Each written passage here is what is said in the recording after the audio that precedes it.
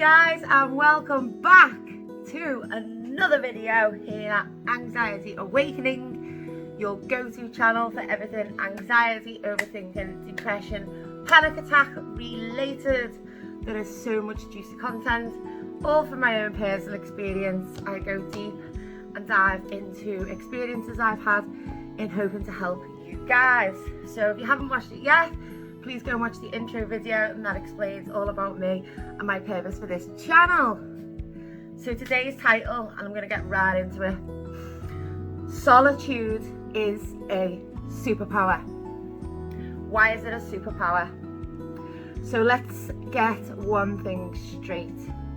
There is a difference between being okay in solitude and being lonely, which is what most people who conform to the norm tend to think about people who embrace solitude. Now, if you've watched some of my other videos, you will know I've been through some shitty experiences in the past, and I have utilised those experiences to help myself figure out more about myself, grow and learn, and so on and so forth. And one of the biggest things for me in my personal development journey was embracing solitude. People call it loneliness, I call it freedom.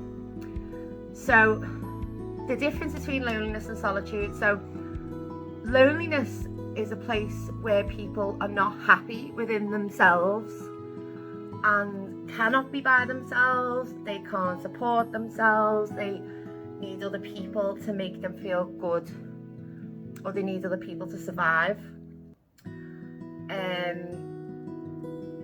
Loneliness is not liking being by yourself and not experiencing life to the fullest when you are by yourself. Now, I know from past experiences and friends and people that I've come across in my life, some of the most loneliest people are the ones in relationships, in chaotic jobs where there's so many different colleagues / friends around them, and their life is fake. They are portraying a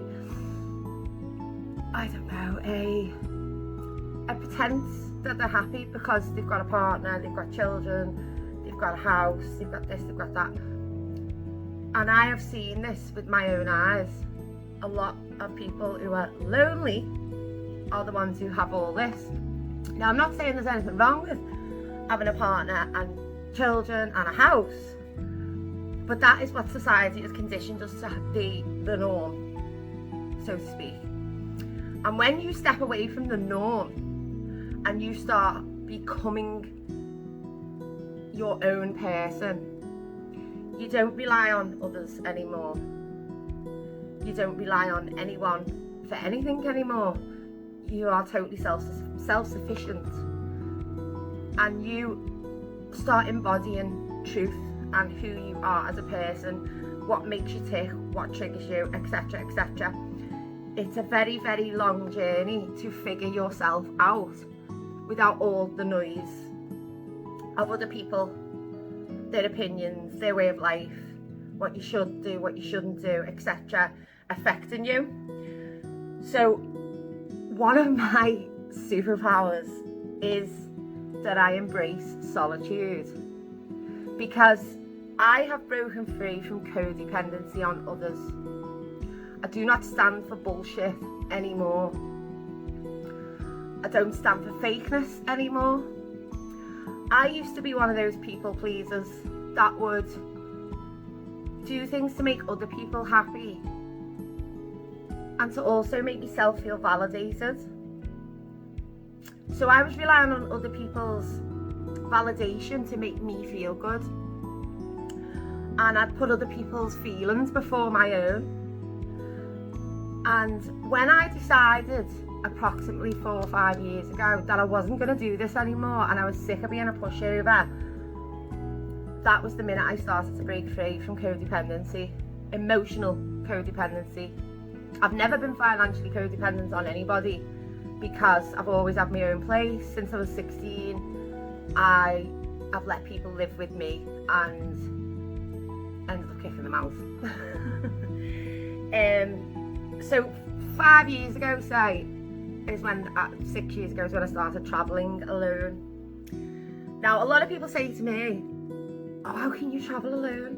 And I'm like, since I've started, it's the best thing I've ever done. I don't want to go on holiday with anybody ever again. And that's fine. And if people like going on holiday with other people, then that's fine. But I prefer going alone, and that is fine.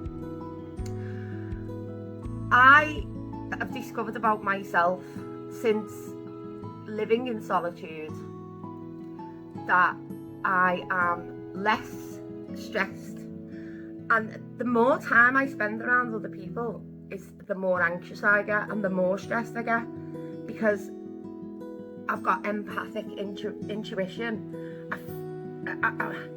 I'm affected by other people's energy, other people's words, other people's actions, and if I feel that what that person is doing is wrong or not the truth, not my truth, then I can't handle it.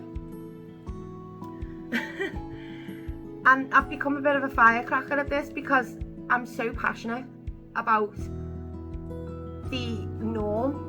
Like, what is the norm? I feel completely empowered in solitude.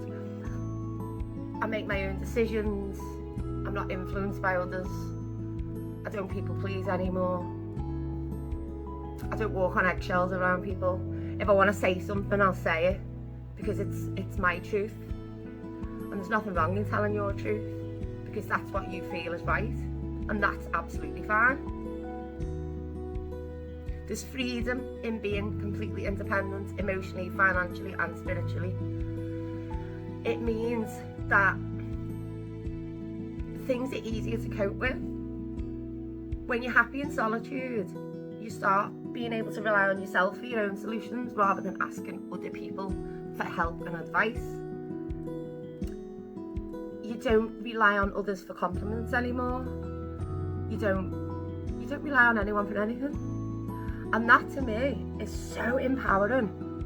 And this is what has helped me along my way of anxiety and depression. Because, like I've explained in a few of my other videos, a lot of my anxiety and depression has been from conditioning and from other people's energy and other people's influences and other people's actions. So another thing about solitude is the fact that you are responsible for your own happiness. You don't rely on others to make you happy anymore. And a lot of people find that strange. Like, for example, I had an argument with a taxi driver once because he said to me, we're all going to grow old alone. And I said, but I'm not alone because I've got myself and I only need myself to rely on. I don't want to be surrounded by someone or people all of the time because I am that kind of person. I need my own space. I need to be alone. And I'm not lonely, I'm far from it. I'm extremely content with being alone, and I'd find it extremely difficult suffering with anxiety, depression, over-racing, overthinking mind to be around somebody because I'd be constantly thinking about somebody else.